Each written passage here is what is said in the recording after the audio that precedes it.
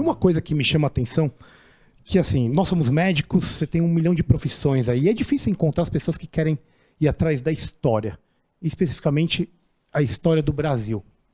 Eu queria saber de vocês, fiquem à vontade para começar, qual que foi o ethos de vocês de querer estudar a história, especificamente do Brasil, e já botando uma coisa a mais, qual período da história brasileira vocês acham individualmente aí mais interessante para a identidade da história nacional e por quê? Quem quer começar aí? Fiquem à vontade. Olha, para mim, eu acho que a história é muito uma questão de vivência, experiências pessoais que você busca, digamos assim, entender o sentido íntimo que está por trás daquela sua vivência. E quando a gente vai ver na história, a gente consegue ter a percepção de como que a gente consegue, digamos assim, ter uma luz, uma sofisticação, um entendimento mais qualificado daquilo que a gente está vivendo naquele momento.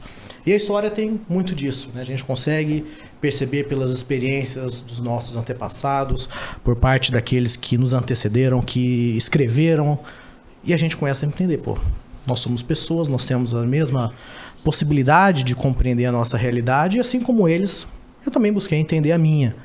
Então a história vem, digamos assim, como esse refinamento da minha percepção no mundo. E a partir de quando a gente consegue entender a nossa situação no mundo, a gente consegue ter um olhar para o passado bem mais qualificado do que aquele simplesmente vou ler a história como se fosse algo distinto das nossas experiências. A história, no final das contas, para mim é, né, uma sucessão de acontecimentos com os quais a gente consegue, né, ir incorporando na nossa realidade as experiências passadas, aquilo que deu certo, aquilo que deu errado. Nesse sentido, para mim, a história é mais do que simplesmente, né, fazer uma leitura da história do Brasil. É justamente conhecer essas pessoas, aqueles eventos, como que elas conseguiram se incorporar naquela realidade, muitas vezes transfigurando ela, dando um sentido completamente diverso. Então, para mim, a história é, digamos assim, um repertório das experiências humanas, das instituições políticas, da sociedade, da cultura. Enfim, eu entendo a história nessa chave de interpretação. Até de um ponto de vista individual mesmo, Sem você dúvida, disse que cada um vai ter um olhar específico, você consegue interpretar a história através não só do seu conhecimento, mas da sua própria vida e como você enxerga isso. Sem dúvida. Você falou a respeito, né, de quanto que a história entra nas nossas vidas. Na minha, particularmente, quando eu tinha ali meus 12 anos e tal, eu tive a oportunidade de fazer a reconstituição da retirada da Laguna. Foi um evento extremamente dramático na Guerra do Paraguai, né, e a gente saiu ali, percorreu o Mato Grosso e tal, e mesmo criança, né, você tem uma dimensão muito embora menor do que aquelas pessoas passaram, né? Um momento extremamente dramático da nossa história, como que aquelas pessoas, né, se submeteram de maneira voluntária, né, todas aquelas questões. E eu falei, eu acho que tem alguma coisa aí que vale a pena a gente aprofundar.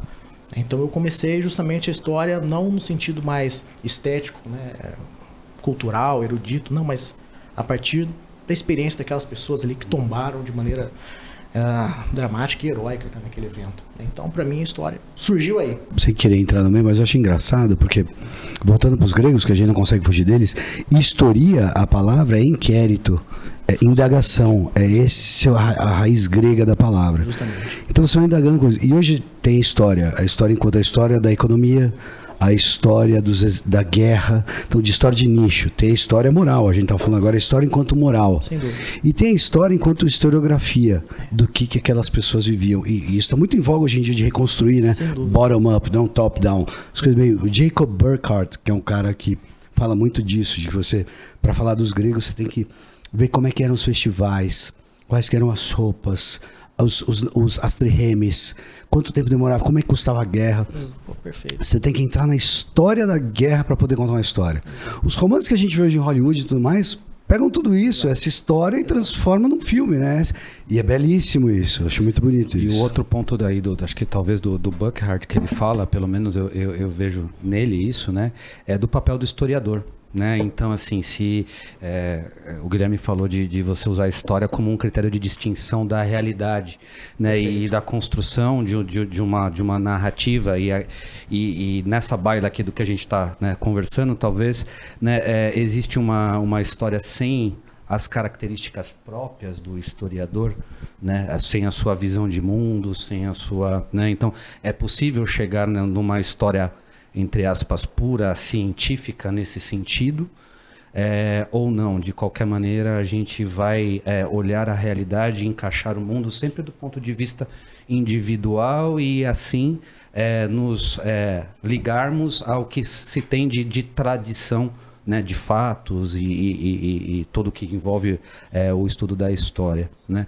O que vocês acham disso, Thomas e Bruno? Assim, o papel do historiador e o que motivou vocês, o que encantou de vocês nessa disciplina, vamos chamar assim. Vamos lá. Como eu sou faixa preta, eu sou faixa marrom, eu podia transferir, mas vamos lá. Eu estou seguindo exatamente a hierarquia do tatame. É um militar, aí faixa marrom, eu tô assim. Não, vamos lá. Tirando a brincadeira, é engraçado a raiz da palavra como o significado ser indagação, porque a primeira memória que eu tenho de interesse pela história não foi da história dos livros, foi da história das pessoas da minha família. Perguntando para minha bisavó como eram os pais dela, como eram os pais, os avós, como era a vida na roça antes de ir para a cidade. Então, eu lembro, eu tenho uma memória muito viva, já de muito novo, fazendo essas perguntas para pessoas da minha família. E reconstruir essa história familiar é você viver a história específica da sua família, obviamente, que não interessa mais ninguém a não ser você, mas que não deixa de ser história, né? E é uma vivência de história prática. Porque quando você compra um livro lá sobre a história de algum estadista brasileiro do século XIX, você vai entrar no universo que aquele historiador específico reconstruiu a partir de fontes primárias, é o que se espera pelo menos. Então é uma história contada por alguém que selecionou umas fontes, organizou de forma hierárquica aquelas fontes ou aquelas informações e decidiu escrever o livro com uma determinada perspectiva. E, portanto, é uma história transformada em livro a partir de uma concepção da história e a forma como essas informações foram manipuladas no sentido positivo, né?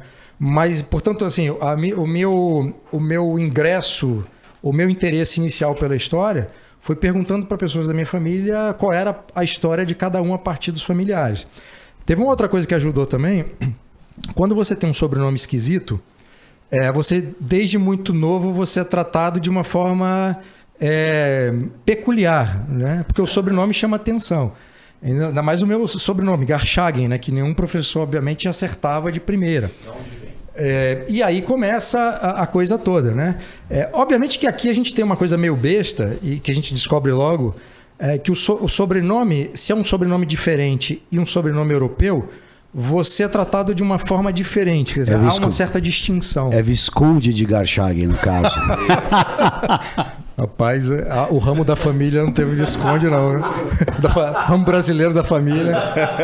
Só pé rapado. Não, pessoal muito bom e tal, mas ninguém tinha título, não. Mas, então, essa coisa do sobrenome me fez ter interesse pela história da família Garchagen. E, por sorte, teve um Garchagen alemão que escreveu um livro da família, desde o nascimento do sobrenome, no século XIII, salvo engano, e foi fazendo a árvore genealógica da Alemanha e dos ramos da família em outros países, inclusive do ramo brasileiro. E foi feito um encontro no início dos anos 80, salvo engano, em 1982. Se minha irmã estiver assistindo, provavelmente vai corrigir a data se eu falar errado. Mas foi ali, 81, 82, fez um encontro da família na Alemanha e apresentou esse livro. Então, para a gente ter esse livro, também era uma fonte preciosa, porque a gente sabia, pelo menos da família Garchagen, o início da criação do sobrenome, como a história tinha acontecido, e desde o primeiro alemão que veio para o Brasil, inaugurou o ramo da família e como a família se desdobrou a partir de então. Então, a história da minha família foi a minha primeira experiência viva com a história. Eu passei muito tempo sem ler, sem ter qualquer interesse por literatura, ou o que quer que seja, né? Então, eu comecei a ler muito tarde, ali por 20, 21 anos. Então, já me tornei um leitor tardio. E quando eu começo a ler e me descubro um leitor e vejo que eu sinto essa necessidade diária de ler alguma coisa, de aprender, aí sim eu fui para os livros de história. Mas essa experiência pessoal já estava viva. Então, o contato com os livros de história era como se fosse esse contato um prolongamento de um interesse inicial. E com relação ao período da história do Brasil que pelo menos até agora mais me interessa, é o século XIX, por duas razões muito simples. Quer dizer, não são razões muito simples, mas a primeira quando eu fui pesquisar para o meu livro Para de Acreditar no Governo, ele começa em 1500, mas o século XIX me chama muito a atenção, que eu não conhecia absolutamente nada dessa parte histórica, a não ser aquela caricatura que a gente aprende na escola, e me chamou muito a atenção como é um período da nossa história crucial para a criação do país, né? Então você tem o primeiro fato histórico que vai propiciar tudo daí em diante, como a própria independência da forma como foi feita, que é a vinda da família real portuguesa. A forma como tudo aquilo foi feito, você deslocar basicamente o governo inteiro de um país para o outro, atravessar, cara, um oceano para isso, de uma forma muito organizada, quer dizer, não é um plano que é feito às pressas. Aquilo tem tudo um planejamento e há registros de que séculos antes a elite portuguesa já tinha elaborado um plano. Então, isso sequer foi uma criação próxima, sob uma ameaça futura, que depois se concretizou, das invasões napoleônicas. Então, esse período do século XIX se torna um interesse primeiro por conta de me chamar a atenção para o livro, e depois eu passei a estudar muito esse período. Quanto mais eu estudo esse período, mais eu vejo que há um tesouro extraordinário de coisas ainda a serem descobertas e coisas a serem publicadas, e a minha fascinação continua. Excelente. Thomas. Não, o Bruno comentou essa questão do sobrenome, né? Eu sofri por causa do nome, né? Thomas turbando, Thomas no cu, Thomas banho. Thomas. Então, assim, Thomas, Denis, que nem eu tinha um colega Caio Denis, Pinto, Caio nós Pinto chamávamos ele de Pênis. Aí Thomas turbando, tu se defendia, o Mário, o Jacinto, nossa. Então, pelo sobrenome eu não sofri, mas sofri pelo nome. E eu sou de um tempo que a escola era o clube da luta, né? Então você tinha que aprender a se defender. Você era forjado. Então eu fui forjado dentro do ambiente escolar. E minha relação com a história, ela se dá desde a infância, desde os 10 anos, ano de 2000. Eu já contei isso em alguns momentos, assim, entrevistas, conversas. Os meus alunos já ouviram essa história muitas vezes. Mas eu nasci dentro de um espaço, digamos assim, disfuncional. E com 10 anos eu cheguei a viver a experiência de vender cesta de Páscoa no Sinal. E com 10 anos, assistindo, eu estava na 4ª série, na época se chamava série, eu assistindo uma aula de estudos sociais. A professora Eni falou um pouco sobre o descobrimento do Brasil. E eu fiquei fascinado com o descobrimento do Brasil. Fascinado. Com a ideia do processo marítimo, português, Vasco da Gama. Fiquei fascinado. Em paralelo a isso, eu comecei a ler o livro de estudos sociais. Estudos sociais, para quem não sabe, era uma mescla, assim, de maneira bem grosseira, de geografia e história para o primeiro nível do ensino, né? Então eu comecei a ler o livro de estudos sociais, comecei a avançar no conteúdo. Fiquei encantado pelo papel dos jesuítas, isso com 10 anos. E no mesmo ano de 2000, eu estava na 4ª série, eu tinha 10 anos, a Carta de Pero Vaz de Caminha, ela foi exposta em museus no nosso país. E um desses museus, o MARGS, o Museu de Artes do Rio Grande do Sul. E eu fui ao museu, visitei a Carta de Pero Vaz de Caminha. No museu, peguei uma carta que era distribuída. Eu tenho esta carta emoldurada na minha casa.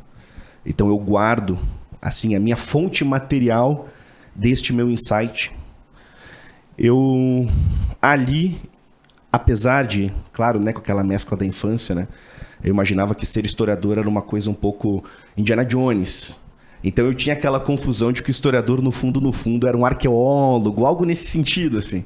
Um pesquisador muito braçal. Mas eu já dizia ali que eu queria ser historiador. Então eu costumo brincar que ao longo da vida, eu já me separei, já fui anarquista, de esquerda, eleitor do Lula, já fui muita coisa, mas o que se manteve firme na minha vida, desde os 10 anos, é a escolha para ser historiador. E é uma escolha que pode parecer romântico, quixotesco, mas que eu me obrigo a escolher todos os dias. Todos os dias. A história é minha musa. A história é minha musa. Meu amor mais antigo. Eu me envolvo muito mais com a história do que eu me envolvi com meu pai, por exemplo, do que eu me envolvi com o ambiente familiar. A história é meu amor mais antigo. A história, aí respondendo uma outra questão, né? Qual a área da história brasileira mais gosta de estudar? Não tem, porque eu estudo o Brasil. Então, tem os temas, claro, que eu estudo mais que outros. Tem as personalidades que eu gosto mais que outras. Tem os temas que eu acabo, digamos, me envolvendo de uma forma, assim, um pouco mais afetiva, digamos. Mas a história, ela é tão, assim, amalgamada com o meu próprio eu, que quando eu penso em história brasileira, eu tento ler tudo o que é possível. Então, por exemplo, eu escrevi o Desconstruindo Paulo Freire como um efeito colateral da minha relação com a história brasileira. Porque em 2012 ele foi definido como patrono da educação brasileira. Eu já conhecia a realidade nacional e eu pensei, por que Anchieta, qualquer outro nome, não é o patrono, porque este homem é? A partir deste insight, eu já tinha um universo de cultura brasileira, de personalidades brasileiras que eu já conhecia. Eu fiz essa pergunta e cheguei, então, aos textos de Paulo Freire, comecei a ler os seus livros e, a partir desse processo, eu escrevi o Desconstruindo Paulo Freire. Foi um tipo de efeito, o livro nunca foi causa. Eu não comecei a estudar Paulo Freire porque eu escreveria um livro, porque eu encontrei, digamos, um nicho de mercado ou algo nesse sentido. Muito pelo contrário, muito pelo contrário. Eu costumava brincar de que eu estava ali, assim, abdicando de ler grandes autores para ficar lendo a Pedagogia do Oprimido, por exemplo. Então, enfim, então eu sentiu na pele o que é ser oprimido. Nossa, olha. Aí o que acontece, né? Jejum, oração e esmola, cara. Não, terrível, terrível. Eu acho que o historiador brasileiro é um romântico por natureza, né? Ele tem que ser. Tem que ser. Pra acreditar em contar a história do Brasil. Eu tô achando engraçado porque foi o que vocês falaram. Porque a pergunta é, por que vocês foram fazer a história do Brasil? Qualquer pessoa que fizer essa pergunta, vai fazer pergunta com estranheza. No sentido de falar assim, cara, existe tanta falta, carência de história, que ninguém sabe reconhecer o que é história. Mas o Brasil é... Entende o que eu tô querendo dizer? Ninguém consegue reconhecer a necessidade de saber. Isso é o diagnóstico da pobreza. Porque se você viaja um pouco para fora, o cara sabe de onde ele veio. Ele sabe por que aquelas estátuas, os nomes na parede das pessoas que morreram em qual guerra, aquela igreja, quem foi que fez. Eles sabem, de novo, os templos dos seus deuses e as tumbas dos seus antepassados. Eles sabem exatamente onde está isso. E no Brasil, quando você começa a contar essa história, você fala assim, nossa, você é professor de história? É um diagnóstico da pobreza. É o que falta, né? Quando eu falo que o Brasil não tem memória, o Brasil não tem história. A memória é a história do Brasil. Faz sentido? Desculpa a provocação. A história brasileira é como uma Betty a feia, né? Então você olha assim, nossa, que pavor. Mas você arruma, começa a estudar e você encontra de fato uma musa belíssima, assim.